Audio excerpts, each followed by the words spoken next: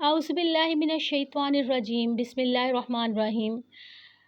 معزز بہنوں، السلام علیکم ورحمۃ اللہ۔ مطالعہ سیرت کی آج ہم تہذیبی اہمیت پر کچھ بات کر لیتے ہیں۔ تو اگر تہذیبوں کی تاریخ کا جائزہ لیا جائے تو ایک بات بہت اہم ہے کہ اسلام نے جو تہذیب قائم کی وہ تمام تہذیبوں کی جامع ہے۔ اس کا مطلب یہ ہے کہ تمام تہذیبوں کی روح اور خلاصہ اسلامی تہذیب میں آ گیا ہے۔ اگر جغرافیائی محل وقوع کے لحاظ سے دیکھا جائے تو اسلامی تہذیب مرکزی حیثیت رکھتی ہے۔ ابن خلدون کہتے ہیں کہ اسلام کا مرکز جغرافیائی طور پر زمین کا مرکز ہے۔ جہاں جہاں اسلامی تہذیب پہنچی وہاں سے خانہ کعبہ تک روئے زمین کے ہر علاقے کا فاصلہ تقریباً یکساں ہے۔ علامہ اقبال فرماتے ہیں کہ اگر اسلامی تہذیب درمیان میں نہ ہوتی تو جدید تہذیبیں وجود میں نہیں آ سکتی تھیں۔ وہ فرماتے ہیں کہ اس تہذیب کا آغاز محمد صلی اللہ علیہ وسلم سے ہوا اور اس کی اساس مدینہ منورہ میں ہے۔ ایک اور اہم ٹاپک پہ بات کرتے ہیں کہ قرآن حکیم کا مطالعہ کریں تو مختلف انبیاء کرام کا تذکرہ ملتا ہے۔ کسی ایک پیغمبر کا تذکرہ کرتے وقت اس کی کوئی ایک صفت نمایاں کی جاتی ہے، کسی دوسرے کا تذکرہ کرتے وقت دوسری صفت، کسی میں صبر کی کیفیت زیادہ ہے، کسی میں کلمہ حق کہنے کی، کسی میں جہاد کی، کسی میں زہد اور تقویٰ کی، اور کسی میں بادشاہت کے قیام کی۔ پیغمبر اسلام صلی اللہ علیہ وسلم میں یہ ساری صفات یکجا ہیں۔ اللہ کے رسول صلی اللہ علیہ وسلم میں استغنا بھی تھا، زہد بھی، صبر بھی تھا، اور کلمہ حق کہنا اور عالمگیریت، سب آپ صلی اللہ علیہ وسلم میں صفات جو تھیں وہ یکجا تھیں۔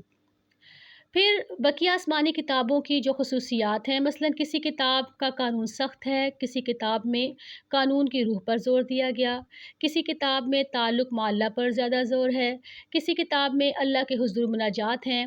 قرآن حکیم میں یہ ساری چیزیں بیک وقت موجود ہیں۔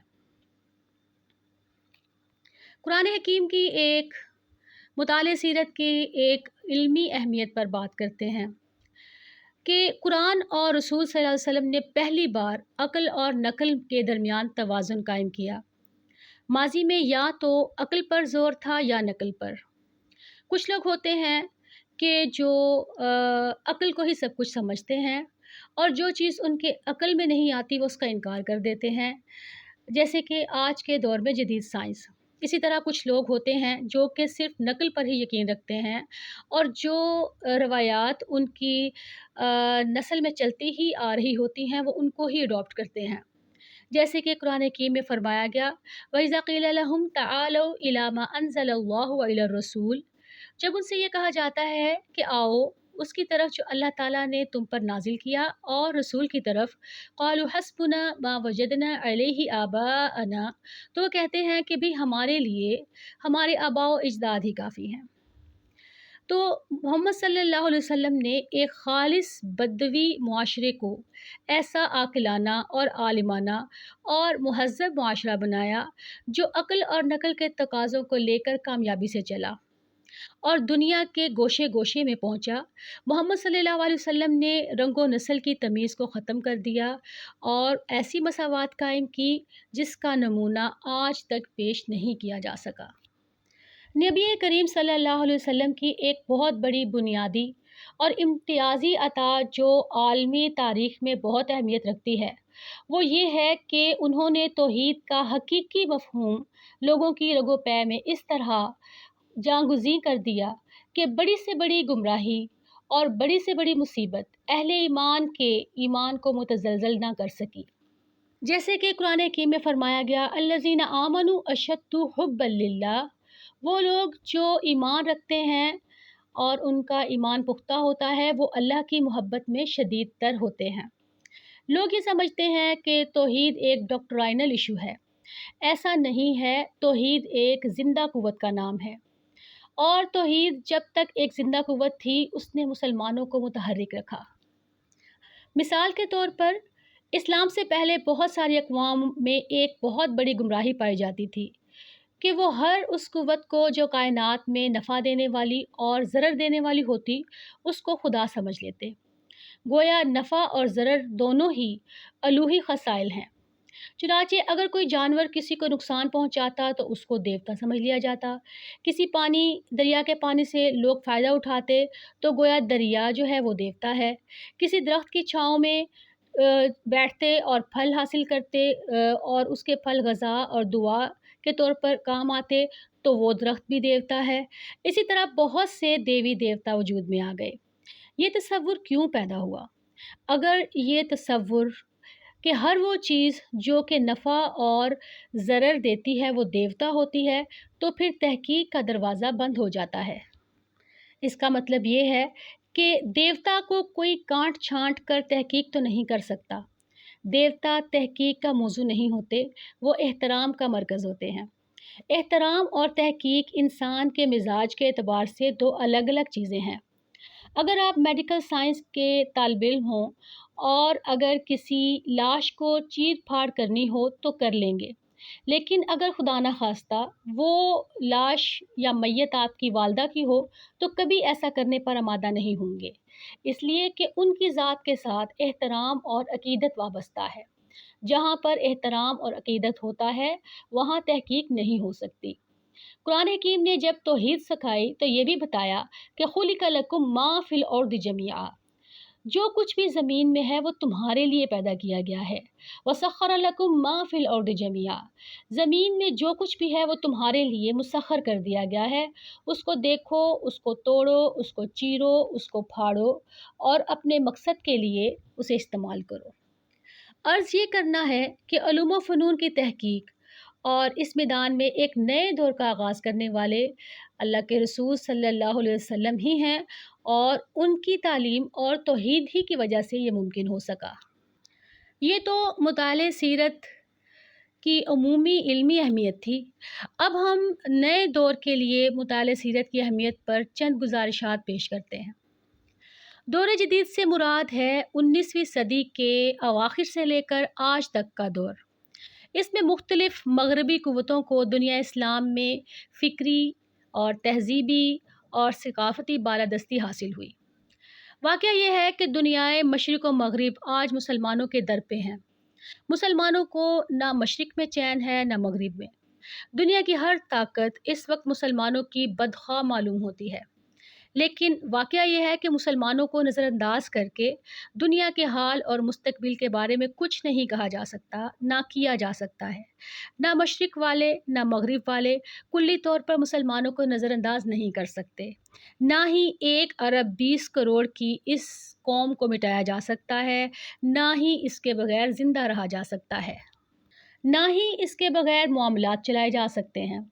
गुज़िश्ता 250-300 बरस से कहीं दबाव डालकर, कहीं ताकत का बेतहाशा इस्तेमाल करके, कहीं नज़रअंदाज करके, मुख्तलिफ़ साजिशों के ज़रिए मामलात चलाने की कोशिश की गई, लेकिन कामयाबी हासिल नहीं हुई। इन सब के बावजूद इस्लाम तेज़ी से फैलता रहा। बहुत से मग़रबी हज़रात ऐसे हैं कि उन्होंने बदनीयती से इस्लाम का मुताला शुरू किया, लेकिन इस्लाम का उन पर ऐसा असर हुआ कि वो हमसे बेहतर मुसलमान हो गए।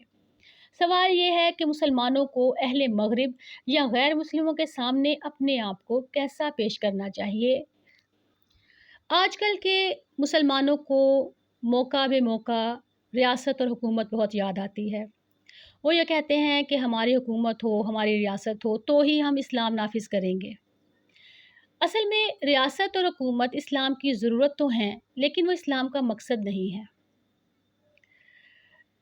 इस्लाम में तरतीब ये है कि पहले ख़ालिस दीनी और मज़हबी तालीम दी जाए, नंबर 2 फिर अखलाकी तरबियत की जाए, नंबर 3 फिर इस्लामी मुआशरत वजूद में आए, नंबर 4 फिर इस्लामी तहज़ीब वजूद में आए, फिर इस तहज़ीब की हिफाजत के लिए इस्लामी रियासत और हुकूमत की ज़रूरत पेश आती है।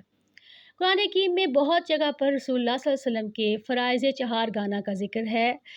आयत ये है, यतलू अलैहिम आयातिही व युज़क्कीहिम व युअल्लिमुहुमुल किताब वल हिकमा। तो इस तरतीब से जो है वो इस्लामी इनकलाब दोबारा आएगा कि सबसे पहले वो क्या करते हैं, वो जो वही नाजिल होती है वो लोगों को पढ़कर सुनाते हैं नंबर 2, वो उनका तज़किया करते हैं, उनके दिलों को माल और दुनिया की मोहब्बत से पाक साफ़ करते हैं, उनको हुकूक व फ़राइज़ सिखाते हैं। नंबर 3, फिर उनको किताब का इल्म, जो अहकामात हैं, उनका इल्म सिखाते हैं। और नंबर 4, फिर उस इल्म उन अहकामात पर अमल करने की हिकमत बताते हैं।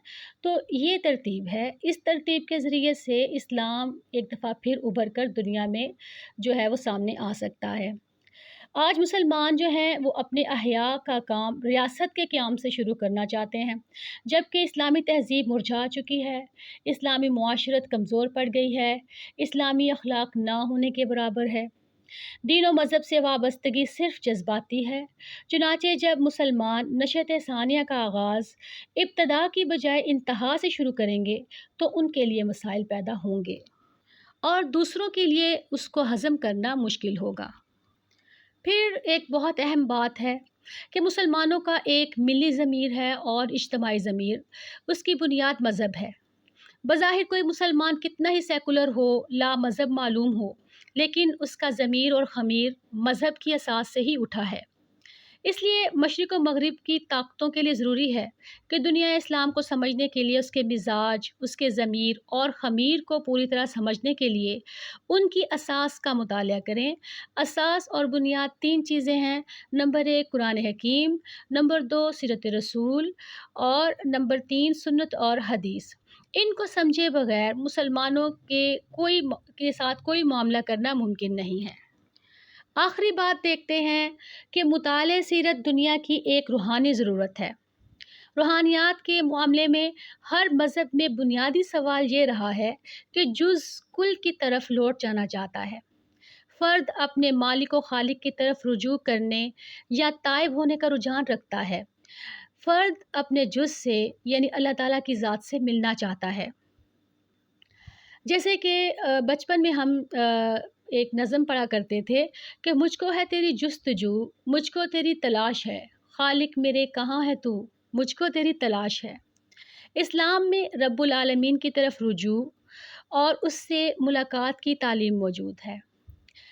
तौबा, अनाबत और रुजू इलल्लाह इसी के मज़ाहिर हैं।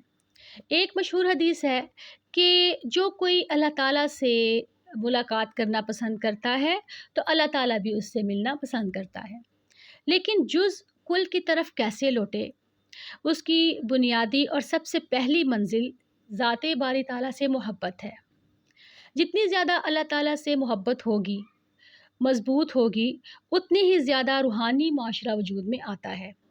रसूलुल्लाह सल्लल्लाहु अलैहि वसल्लम की इत्तबा ज़ाते बारी ताला से मोहब्बत का वाहिद रास्ता है। ये एक ऐसी कुंजी है जो कुरान हकीम ने रूहानी कामयाबी के लिए दी है, जो सीरत के मुताले को इंसानों के लिए नागुज़ीर करती है। रब्बुल इज़्ज़त ने फरमाया, वइज़ा सअलक इबादी अन्नी फ़इन्नी क़रीबुन। ए नबी सल्लल्लाहु अलैहि वसल्लम, जब मेरे बंदे आपसे मेरे बारे में पूछें, तो उनसे कहिए कि मैं तो करीब ही हूँ। उजीबु दावत दाई इज़ा दआन।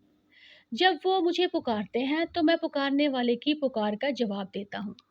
तो अल्लाह ताला से मोहब्बत करना सिर्फ़ रसूलुल्लाह सल्लल्लाहु अलैहि वसल्लम ही सिखा सकते हैं।